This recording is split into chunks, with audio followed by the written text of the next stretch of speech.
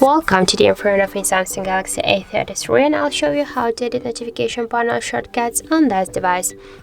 So first you should open the notification panel, and just to add, remove or change the position of some icons, you should click here on this plus icon, and after that here we can see our visible icons on notification panel, and we can add here more icons if you want. For example, we can add the secure folder, just hold and drag it to this down section. By the same way, we can add the microphone access, for example. So if you want, you can add all of them if you need them. And then just click to done, and you will see here the changes with our new icons here on the top bar. By the same way, we can remove the icons, just hold and drag it to this up section by this way, and then just click to done to save the changes.